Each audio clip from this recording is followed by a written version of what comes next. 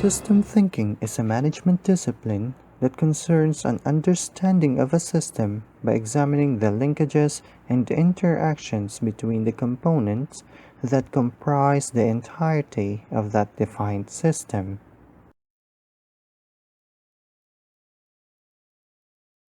System thinking provides a means of understanding, analyzing, and talking about the design and construction of the organization as an integrated, complex composition of many interconnected systems that need to work together for the whole function successfully.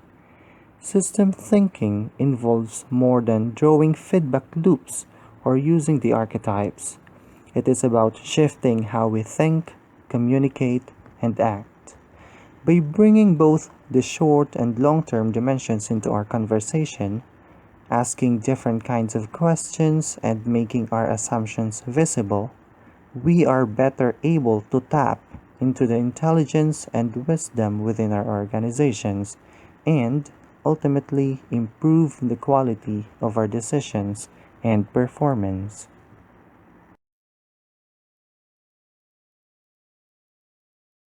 System thinking has grown into widespread use because it offers people a way to approach complex and persistent problems more effectively.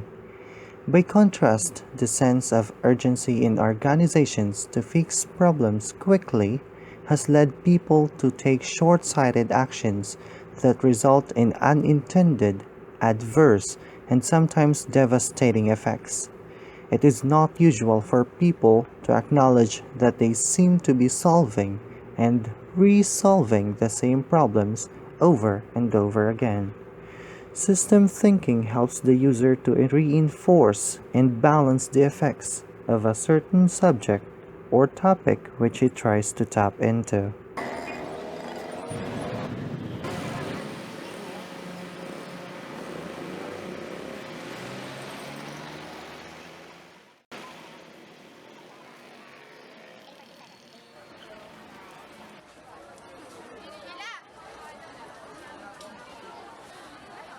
Yes, because I have no rights to complain if I don't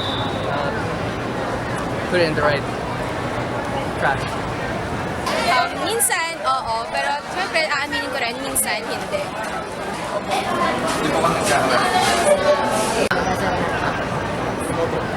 Kung kaya po, tinanong po sa pagkakataon na po, nakakataon sa Of all the students we asked, everyone seems to be considering the proper behavior based on their answers.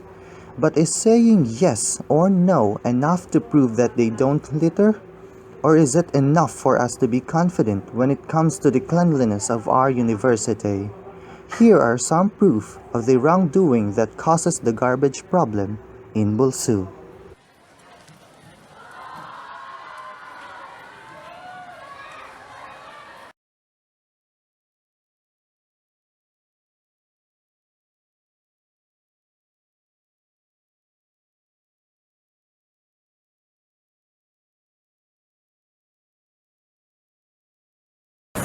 Very poorly executed yung waste management because, well, as far as we can see, it's still dirty.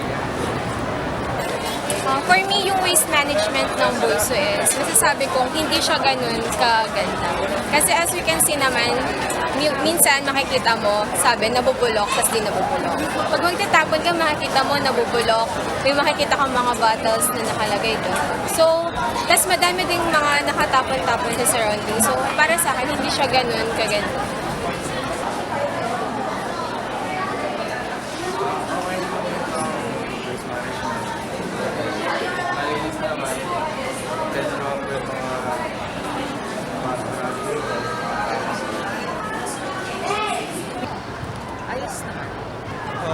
Opinion kong tungkol dito, hindi masyado maganda kasi madalas kong makita kung saan natatapon sa sunod-sunod hindi sa tamang basura.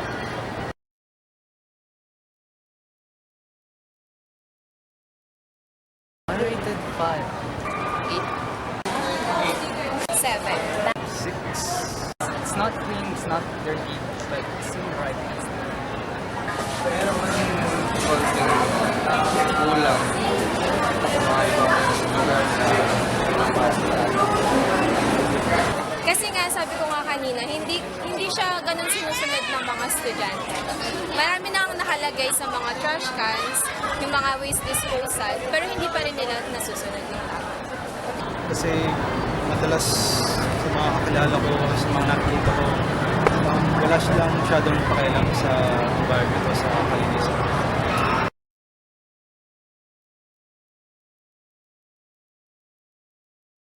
Self-discipline.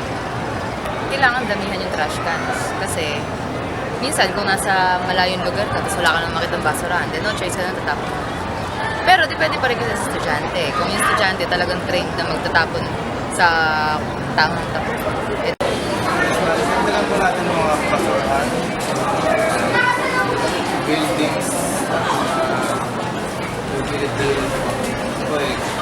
mga kulang. For me, masusolusyonan yung waste management ng BULSU. Siyempre, simulan muna natin dun sa mga may mga patungkulan. Siyempre, bigyan muna sana nila ng information at tamang, bigyan nila ng information yung mga students. And then, magbigay sila ng mga consequences sa mga magtatapon ng basura.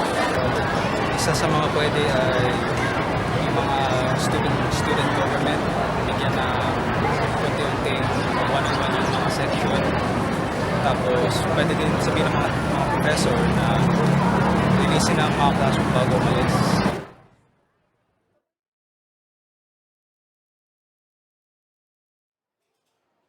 10 to 15 steps from this location, you can find some trash cans.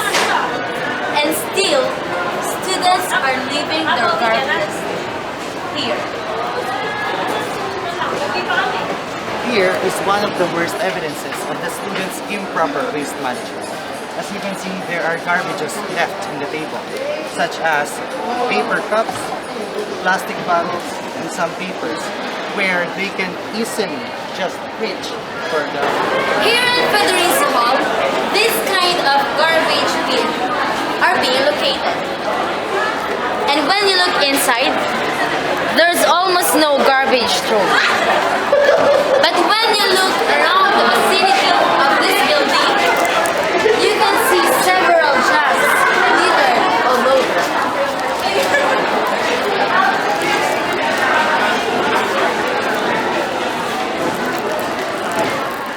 With this, we can somehow conclude that the problem of waste management starts with the improper disposal of the students' garbages.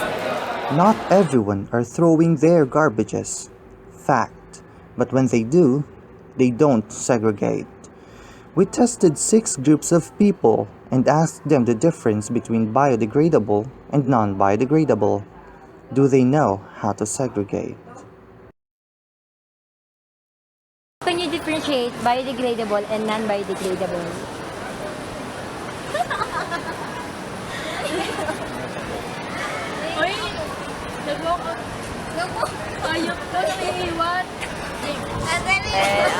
When I was a child, I was taught na ang biodegradable ay yung mga nabubulok while yung mga non-biodegradable ay hindi nabubulok. So yung mga plastic, parang yung mga friends yung yan.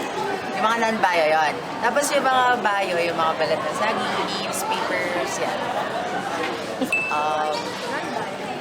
Bio, paper eh.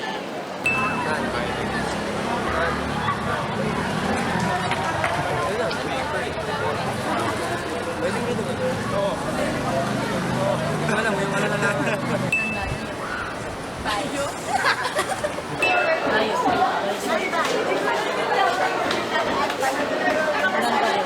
Next question. Sige, bio na, bio. Ulit.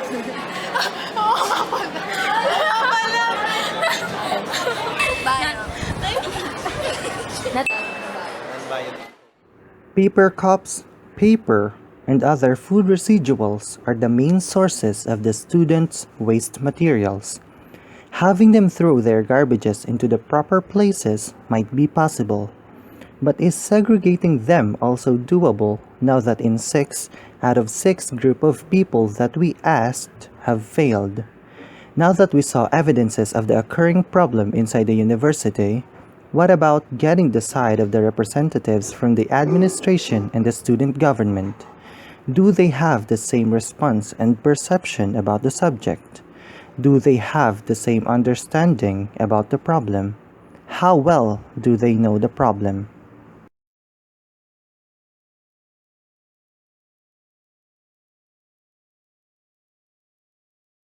Siyempre, when we talk about management, pag-manage ng isang bagay, and waste disposal, management means paano ba isinasaayos yung mga kalat natin.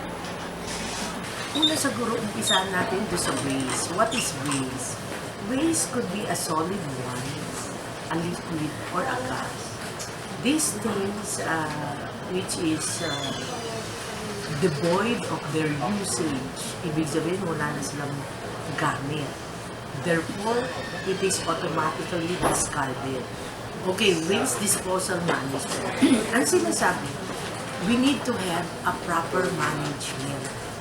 Ibig sabihin, we have the knowledge to sort out which one is biodegradable and non-biodegradable. Following the national law, which is the Ecological Solid Waste Management Act, Management Act 9003, signed by the former President Gloria Macapagal-Arroyo in 2009. When we say waste disposal management of Bulacan State University, siyempre unang-una dyan yung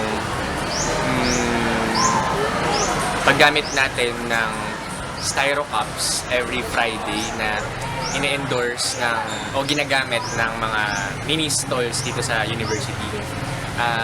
Kasi yun yung mga recyclable materials na pwede natin gamitin.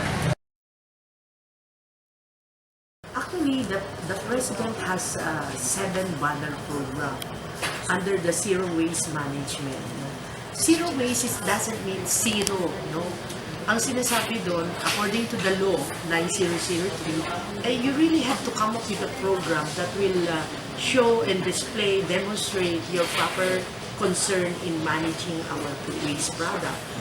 Actually, we were campaigning being a senator. Naging project, naging plataforma namin nun is about the bottle segregation. Actually, sa ibang colleges, na-implement na namin siya. Pero way back, the first etong August, we have together with the administration, the Zero Waste Management Program. Doon, tinampok kung gaano karami ba yung kalat na nakukontribute ng Bulacan State University.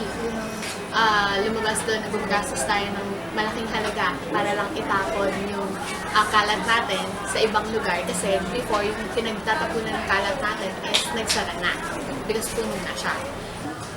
Right now, we are into advocacy campaign because our president is an environmentalist. We've already collaborated with Zero Waste Management Program or ZWAM last siguro mga bandang August pa yun.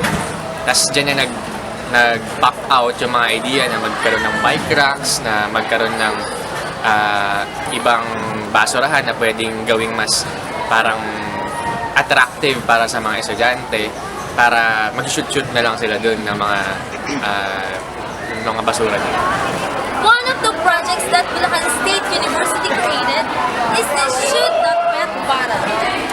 With this project, a large cage made of metal is placed in front of Carby Hall. It is a fun way to promote proper segregation of garbages, specifically the plastic bottles. Come on, guys!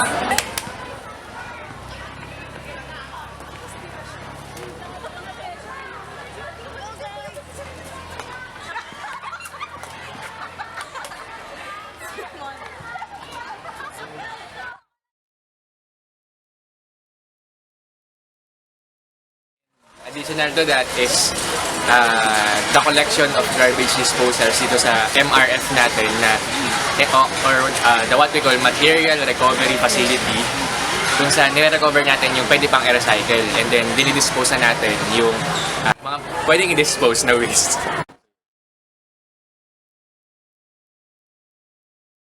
Ayun pa lang siya eh. So, previous year, yung operational seat is more of the supply and materials, ganun lang.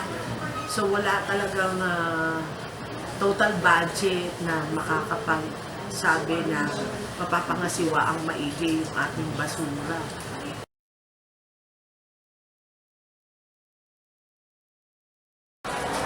First of all, syempre, kailangan maging model ka. Kasi sabi nga nila, values are not taught, it is taught. So, hindi mo siya pwedeng ituro by words. Kailangan ipakita mo siya. And, sa pagpapanatili ng healthy and green environment, dito mas may intimidate yung mga estudyante na magkalat. Like for example, marami ka nakikitang halaman, malinis yung paligid mo. Through the help of the administration, of course, and a little help from the student government, matutulungan nating mapanatili yung healthy environment or greener environment kapag napapakita natin sa mga estudyante na this is not intended for a large trash can, kung hindi intended for an environment na makakatulong sa psychological aspect din natin. Actually, it's very hard to implement those kind of programs kasi ang estudyante, actually not the students, but everyone is hard na makumbinse. Pero, I think, kung aware ang bawat estudyante na hindi yung binabayad ng magulang natin sa tax is napupunta pa para pang-kolekta ng basura natin, I think malilesen or ma-encourage sila na gawin kung ano yung tama.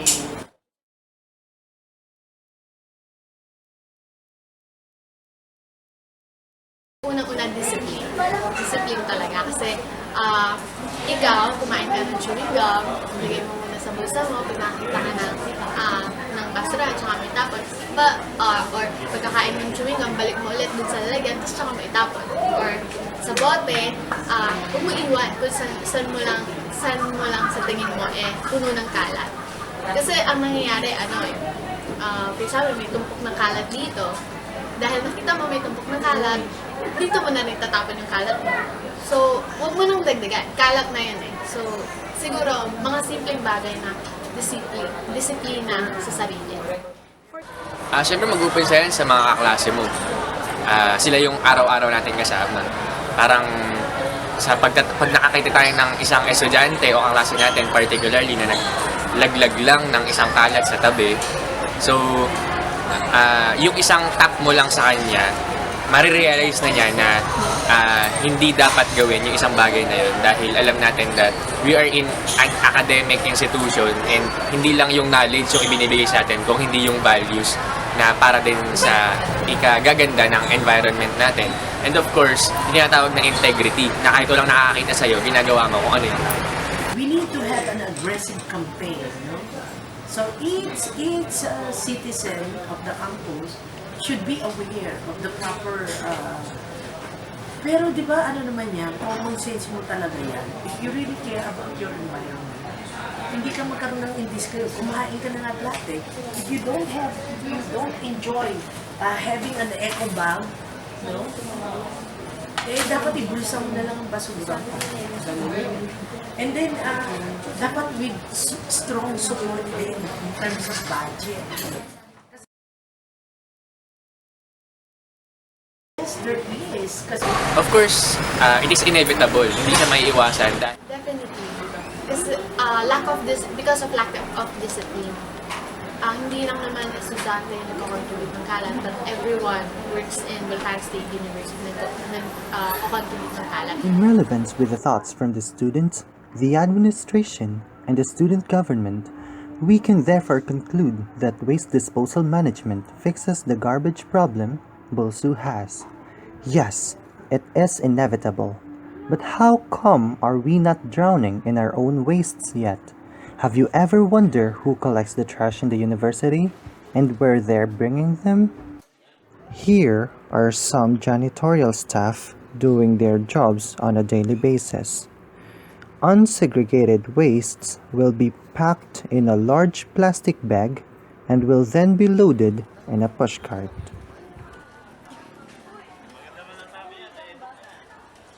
Kuya, saan niyo po dadalhin itong mga basura nito? Saan naman po galing itong mga basura nito? So, bali doon po kayo naka-assign. Ilan po ang nakukuha nyo mga basura kada araw? Ilang sako po? Saan? 5. Sa itok na 5, 6. Hindi pare-pares ng mga Ano po yung pinakamarami pong nakukuha? cup, na ano, plastic cup. Ito po yung mga bagay na marami na nakukuha. Bali nasusunod po ba ng mga estudyante lalo sa kolehiyo na yun? Yung proper segregation po. Hindi. After loading the unsegregated wastes of the university in the garbage cart, the janitors assigned on each building brings it on the material recovery facility, which is being located in Gate 4. Here we are in the fourth gate of Bulacan State University. And in the left side, we can see the site where the garbage is from all over the university are being brought. As you can see, bags of collected garbages all around the vicinity of Bulacan State University are being located here on the site. Here are unsegregated garbages such as paper cups, plastic bottles, styrofoams, some papers coming from the student. They're being collected. These bags of garbages are being transported by this tricycle where it will be delivered to Matimbo, Malons. In Matimbo, these bags of garbages will be segregated in a junk shop. And in that junk shop, they will get the still reusable things that they can get.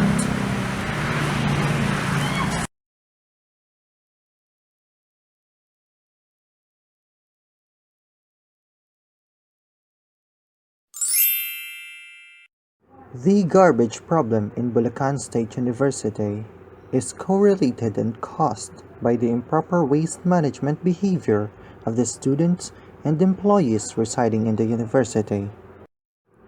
For the reinforcing loop, which has two negative links, the garbage problem in Bulacan State University will lessen the obedience of the people to follow the policies. With the less policies being followed, the less segregation there will be. The less segregation there is will also lessen the recycling, reducing, and reusing of the wastes disposed in the university. The less 3R related activities, the more it will cause the garbage problem in BSU. While on the other hand, there are 3 negative links for the balancing loop. Still, the garbage problem in Bulacan State University will lessen the obedience of the people to follow the policies. With that being said, there will be more programs to impose coming from the administration and the student government. With the more programs such as zero waste management, there will be more orderliness and discipline. And with more disciplined people, it will result to more consideration for segregation. The more segregation, the more 3R related activities there will be, and with more reducing, reusing, and recycling of wastes, the garbage problem in BULSU will be lessened, thus balancing the effect of the garbage problem. Undeniably, Bulacan State University has problems when it comes to waste disposal. Not only are the students contribute to that, but also the employees working inside. They may lack self-discipline and obedience for littering anywhere, but a simple help from the authority may provide them the knowledge on how to properly behave, specifically with throwing your own wastes. The Zero Waste Management Program, which is currently being imposed, will little by little fix the inevitable problem within the university, knowingly segregation and littering. For us to be able to resolve the garbage problem, one must start with himself. People should consider supporting the program inside the university. You, on your own self, must observe cleanliness and behavior. If all of us starts to be a better person by ourselves, then we can make it happen. Naisip ko lang solution, hindi ko naman sa pinangungunahan ng mga prof. Kung maaari, mag-utos ang mga prof sa mga estudyante. Total, tinuturuan naman nila ang mga estudyante. Natural, nasusunod sila sa prof. Ang mensahe ko lang po sa mga estudyante, hindi bali naman sana, hindi bali naman kumain sila sa loob ng room, basta mailabas lang yung mga basura po, yung pinagkainan, mailagay lang po sa wasto, hindi yung basta-basta na lang. Garbage problem really do exist within Bulacan State University. Everyone suffers from it, the students, the janitors, and the academic staffs. But it will never be too late for us to fix that. It is because of our hands that it existed, and it shall also be by our hands for it to be gone.